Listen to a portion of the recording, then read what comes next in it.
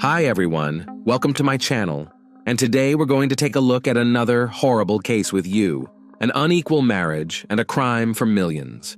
People who are madly in love with money but do not know how to earn it themselves can be extremely cunning and dangerous. They easily cross the boundaries of morality, ethics, and law. For them, there are no friends, relatives, or loved ones, and they are capable of any betrayal, even a crime, for money. Such was the case with a seemingly charming and sweet woman named Celeste. The case of Celeste and Stephen Beard in the early 2000s shocked the United States of America and was later widely covered in the media of other countries. The story began in a typical manner. An elderly millionaire decided to marry a young beauty who worked for him as a maid. Friends, relatives, and business partners advised Mr. Beard against this step, but he was blinded by love and genuinely believed that his feelings were mutual. Stephen was the fourth of 5 legal husbands of this cunning and greedy woman. She never loved him, but only saw him as a source of her own enrichment. In various ways, the wife forced the millionaire to change the conditions of their marriage contract so that, in case of his death, she would receive as much money and property as possible. To hasten her husband's demise while deflecting suspicion from herself, Celeste used a woman who was in love with her. Early years of Stephen Beard. Stephen Beard was born on August 11, 1924, in Dallas, Texas. He was the only child of a woman named Dolores, but never knew his biological father. He was always very close to his mother, who worked multiple jobs to provide everything necessary for her son. Stephen's childhood and youth coincided with the difficult times of the Great Depression and World War II. After finishing high school, the young man tried for some time to find a job in advertising, but soon realized that without education, it would be very difficult to get a good job, so he studied to become a marketer. However, he did not have time to apply his knowledge in practice, as he went to war, serving in the Navy until 1945. During the war years, Stephen gained an engineering specialty, but despite this, he could not find a decent job in peacetime. He managed to get a position as a sales consultant in a small shoe store in his hometown of Dallas, where he earned a very modest salary, barely enough for the essentials. Nevertheless, Stephen later called that period the happiest in his life because he was young, full of strength, enthusiasm, and faith in a bright future. Most importantly, during his time working in the store, he met the main woman in his life, his wife, Alice Adams. The girl was 2 years younger than him, possessed striking looks, a slender figure, and was trying to build a career in the modeling business, but abandoned her ambitions to devote herself to her family. The young couple, deeply in love, got married in 1948, just a couple of months after meeting, and a year later, their eldest daughter was born. In 1950, Alice gave her husband a long-awaited son, and 3 years later, another boy was born. Their family was strong and loving, where everyone cared for and supported each other. From janitor to millionaire. In the early days of regular electronic television broadcasting, Stephen dreamed of working in the industry, but his path was challenging and filled with obstacles. In the late 1940s, he managed to get a job at one of the studios, but only as a janitor. However, the young man did not give up, continued searching, and soon luck smiled upon him. He was offered a chance to try his hand as a host of an entertainment program on a radio station, and he eagerly accepted the offer. After several years of hard work, Beard became the producer of a popular television program. His income rapidly increased, and he felt right at home in the field of mass communications and information. Stephen became an excellent specialist in advertising and entertainment content promotion, developing new ideas and brilliantly bringing them to life. He worked with many different people, made many useful connections, constantly improved himself, and strove to improve the world. By the mid-1950s, Stephen was successfully engaged not only in advertising and producing TV projects, but also invested the money he earned in real estate and started selling cars. By the age of 40, Stephen had earned his first $1 million and had no plans to stop there. In 1974, at the age of 50, Beard managed to win a tender together with the television company he founded. The businessman, along with his wife and 3 children, moved to Austin, the capital of Texas, where they bought a luxurious mansion with a large pool. Their home was located in one of the most prestigious areas of the city, covering almost 5,000 square meters. The couple joined an elite local club, membership in which cost them over $50,000 a year. But by that time, such an amount was insignificant for them. The Beards achieved incredible heights, raised 3 children, gave them an excellent education, and now simply enjoyed life. Alice continued to take great care of her appearance, exercised, and despite her age and having 3 children, maintained a slender figure. Meanwhile, Stephen rapidly gained weight and refused to do anything about it. He joked that his physique matched his social status and income level. All his wife's attempts to get him to exercise and watch his diet were met with promises to consider her advice. By the early 1990s, Beard's fortune had exceeded $10 million. The businessman and his family had virtually everything money could buy. The couple acquired their own yacht, traveled extensively, doted on their grandchildren, and were incredibly happy. It seemed that this happiness would last forever, but suddenly, tragedy struck their home. Illness and death of Alice Beard. In early 1993, Alice sought medical help due to severe migraines that had been constantly tormenting her. A thorough examination revealed a cancerous tumor in her brain. Treatment began immediately. One of the best neurosurgeons operated on Mrs. Beard, and she was prescribed expensive medications that were hard to obtain. Her husband spared no expense on innovative therapy, which offered some hope for recovery. Alice's diagnosis was a shock to the entire family, but they supported her and believed in the best. It seemed that their love, care, and advanced treatment technologies yielded results, and after 6 months, she went into remission.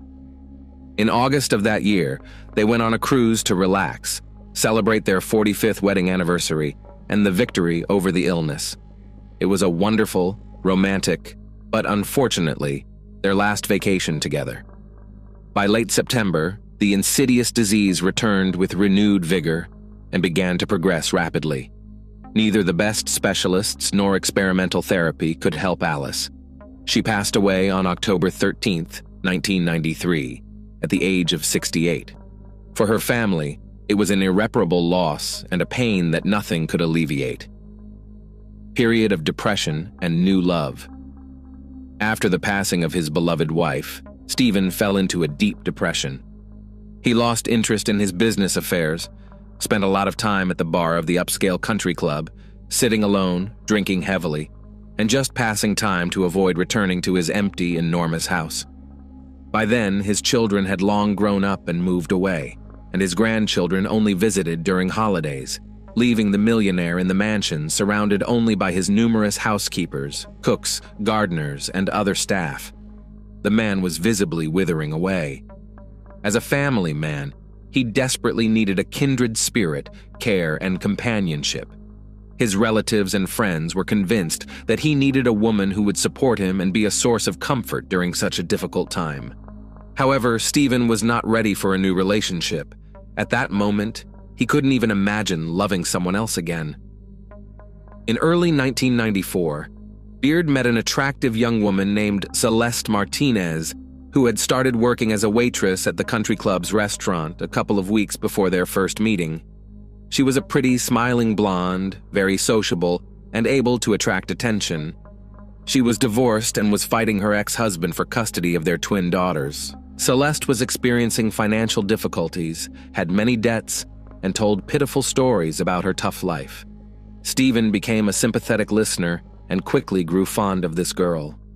He genuinely felt sorry for her, wanted to help her out of her difficult situation, and offered her a job as a maid in his home, which she gladly accepted. Thus began a rather predictable romance between the elderly millionaire and the cunning beauty, who was almost 40 years younger than him. Who is Celeste Beard? Celeste Mary Johnson, maiden name matching her 5th husband's surname, has carried several surnames over time: Bratcher, Wolf, Martinez, Johnson, but became globally notorious under the surname of her 4th husband, Stephen Beard. She was born on February 13, 1963, in Culver City, California. Nothing is known about her biological parents, as her mother abandoned her immediately after she was born. At 2 days old, she was adopted by Nancy and Edwin Johnson. The couple had spent many years unsuccessfully trying to have their own children, but Nancy had repeated miscarriages, which led to a nervous breakdown that later developed into prolonged depression and resulted in a mental disorder. In the late 1950s, the Johnsons adopted 2 boys. In 1963, they took in Celeste, and a year and a half later, they adopted another girl.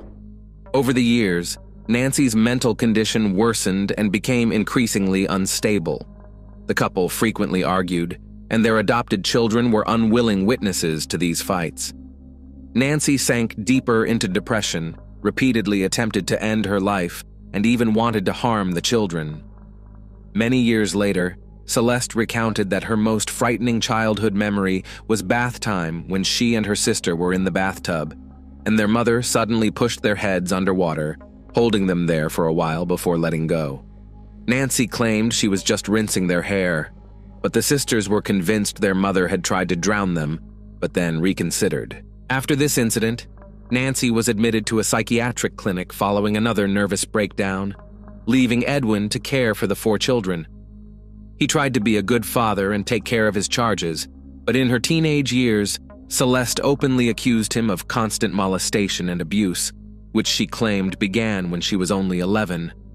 However, her words were hard to trust, as this story repeatedly changed, gained different details, and later, the blonde even alleged that her older brothers also committed acts of intimate violence against her. Pathological liar. Soon, the Johnsons separated and began a court battle for custody of their adopted children. Nancy claimed her husband was an alcoholic and accused him of domestic violence. Edwin, on the other hand, argued that the children couldn't be left with their mother because she was dangerous, and due to her mental issues, could harm herself and them at any moment. Celeste didn't want to stay with either of her adoptive parents, but in court, she testified against her father, accusing him of molestation, aggression, assault, and even armed attack. According to her, when she was a child, Edwin struck her in the head with a knife, causing her to nearly bleed to death. When asked to show the scar, she initially said it was hidden by her hair, then forgot where exactly she had been hit. Eventually, she claimed the scar had disappeared with age. Celeste constantly fabricated stories about her past, portraying herself as a victim. She understood this was the easiest way to attract attention, elicit pity and sympathy from others, and get what she wanted. During her teenage years, Celeste was extremely temperamental, behaved aggressively and sometimes irrationally, leading her to be taken to a psychiatrist. She was never diagnosed, with the conclusion being that it was just a difficult adolescence compounded by an unhealthy family environment. Celeste went through several more foster families, but never settled anywhere. Thanks to her striking appearance and brazen behavior, Celeste was very popular with the opposite gender from a young age. She often skipped school, preferring to spend time with boys in bars or on the beach, and in high school, she dropped out altogether. Marriage to Craig Bratcher and birth of twins. At 16, Celeste met a young man named Craig Bratcher, who was only a year and a half older than her. They quickly started living together, and less than a year later, Celeste became pregnant.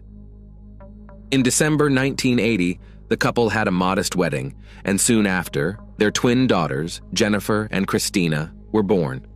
The young parents were unprepared for family life, domestic responsibilities, and raising children. They constantly argued, and Celeste didn't want to change her lifestyle. She spent her time in bars and clubs, leaving the children with Craig. She repeatedly accused Craig of domestic violence, assault, and forcing intimacy, trying to portray herself as a victim, secure a divorce, and receive monthly payments from her ex-husband. Celeste again accused her husband of abuse when he caught her in bed with a lover and threatened to end their lives. She managed to get Craig sent to jail for several months, although no one was actually harmed during that incident.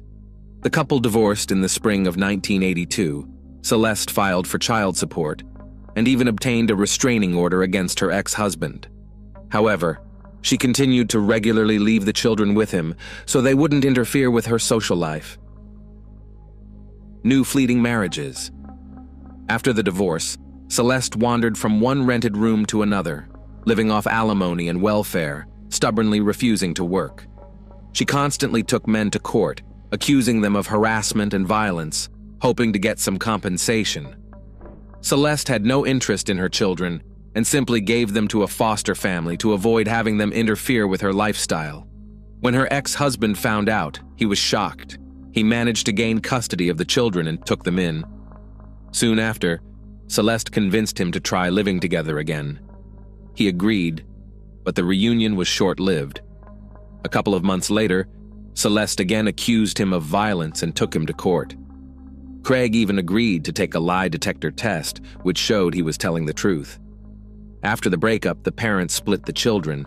Jennifer stayed with her father, while Christina went with her mother. In 1986, Celeste married for the second time to a serviceman named Harold Wolf. But this marriage didn't last long. Despite Harold treating her and her daughter well, life with the unstable Celeste proved unbearable. She constantly argued, threatened to end her life, and even called Harold's superiors, complaining about him, nearly ruining his career. Almost immediately after the divorce, Celeste married again. Her third husband was a wealthy top manager named Jimmy Martinez. The couple bought a spacious house in Austin, but Celeste nearly bankrupted her new husband by spending his money recklessly. When he realized she had drained his accounts and put him in debt, he tried to talk to her, but she cut her wrist with scissors. After that incident, Celeste was sent for mandatory treatment in a psychiatric clinic. The therapy did her some good, and she calmed down a bit, but it didn't save her marriage to Jimmy. She also accused her third husband of domestic violence, but he managed to have all charges dropped. Immediately after that, he filed for divorce. Fraud and incredible luck. In the early 90s, Celeste faced charges of insurance fraud involving her car.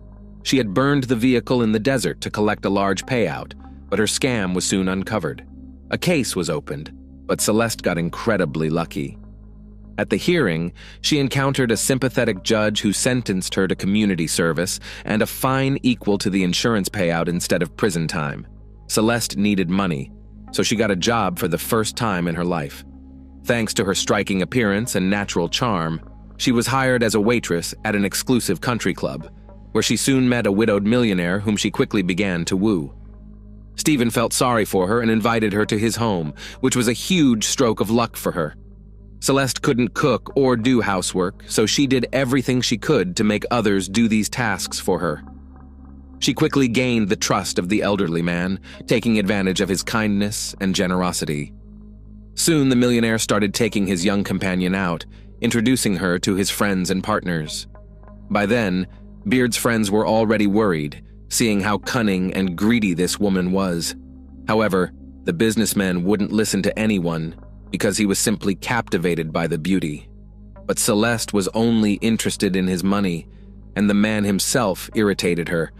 In conversations with her daughter, she called him unflattering names, noting that he was fat, old, and disgusting, but she was willing to endure it for financial gain. Even Celeste's ex-husbands, upon learning what was happening, tried to warn the man about who he was involved with, but he didn't believe them. Beard proposed to her, and she naturally accepted right away. However, the businessman's close friends managed to convince him to at least draw up a prenuptial agreement to retain ownership of his property and control his wife's spending. Family life and extravagant spending. On February 18, 1995, the couple officially legalized their relationship. As a wedding gift, Celeste received $500,000, had access to her husband's accounts, and was set to inherit $1 million upon his death. After the wedding, her daughter Christina moved into Beard's luxurious home, and a year later, after their father ended his life, Jennifer also moved in with her mother and stepfather. Celeste treated her husband with contempt, trying her best to undermine his health and hasten his demise. She made it a tradition to drink strong alcohol at dinner. adding sleeping pills to Stephen's drinks and food so he would fall asleep, allowing her to go out to entertainment venues. Meanwhile, she constantly thought about how to change the prenuptial agreement to maximize her inheritance after Beard's death. She convinced her husband to sell their house and buy another, arguing that she felt uncomfortable living where Stephen had spent many years with Alice. In reality, the scheming blonde wanted property acquired during the marriage. But this wasn't enough, and she began spending money from her millionaire husband's accounts. In the first month of their married life, Celeste spent over $100,000 on entertainment, shopping, and other personal needs. Her husband was bewildered, as no matter how much money he gave her, it was never enough. Moreover, Celeste stole and pawned jewelry that had belonged to the late Alice.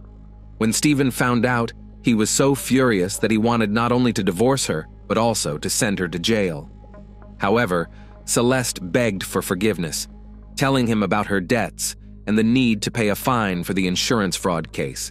The man believed her, helped pay off her debts, and decided to keep the marriage. Attempted murder. On October 2nd, 1999, around 3 a.m, a frightened man called emergency services, unable to explain what was happening. He said he woke up from a sharp burning pain in his abdomen, saw that his clothes and bed were covered in blood, and his internal organs were literally spilling out, which he was holding in with his hand. The man also said his wife was somewhere in the house, but he couldn't call out to her and was just bleeding out in his bedroom. The caller was Stephen, who truly had no idea what had happened to him, but understood that without immediate help, he would die. Fortunately, within minutes, paramedics and police arrived at the mansion and saw a horrifying scene. An elderly man sat in a chair covered in blood, holding the phone in one hand and trying to stem the blood flow from his abdomen with the other. They asked him if he had recently undergone surgery and if his stitches might have come apart, to which he responded negatively. Soon, Celeste and Christina appeared, seemingly unaware of what was happening, but they remained calm upon learning about the incident. They confirmed that Stephen had not undergone any surgeries, and he was taken to the hospital. This is where things got interesting, as it turned out that the businessman had been shot in the stomach while he slept.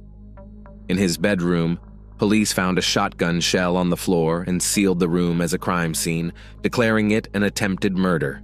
The first suspect was Mrs. Beard, but she claimed she was in another wing of the mansion at the time, and her daughters corroborated her story. Soon it was revealed that during her second stay in a psychiatric hospital, Celeste had met a woman named Tracy Tarleton, who was also a patient. They quickly developed a close relationship, and Celeste hinted that she would leave her husband if it weren't for him being a tyrant. Tracy took these words as a call to action and decided to remove the obstacle. Investigation, trial, and sentences. Tarleton didn't even try to hide. The shotgun she used was found in her home. Celeste vehemently denied her involvement, claiming that this woman was obsessed with her and acted alone. The accused chose to remain silent. Stephen survived, gradually recovered, and was soon discharged home. However, on January 22, 2000, he suddenly passed away due to a blood clot that had formed after the gunshot wound. Now, Tracy was no longer charged with attempted murder, but with the crime itself. Yet she remained silent until July of that same year, when the newly wealthy widow Celeste married Cole Johnson. Almost immediately after Celeste's fifth marriage, Tracy began testifying against her. She admitted her guilt in Stephen's death, but noted that she was driven to such a desperate act by her lover, who had promised they could be together after the man's demise. However, after eliminating her old husband with someone else's hands and inheriting his fortune, Celeste quickly married another man. Celeste denied all accusations against her, but everyone testified against her in court, even her own daughters, who confirmed that their mother never loved her fourth husband and wished him dead to inherit his wealth sooner. Tracy made a deal with the prosecution and was sentenced to 10 years in prison. She was released in August 2011. In the spring of 2003, Celeste Johnson was sentenced to life imprisonment with the possibility of parole no earlier than 40 years. It was revealed that she also planned to get rid of Tarleton and was seeking a criminal to silence her lover and avoid punishment. Thanks for watching, guys. Subscribe to my channel. There are many shocking stories ahead of you.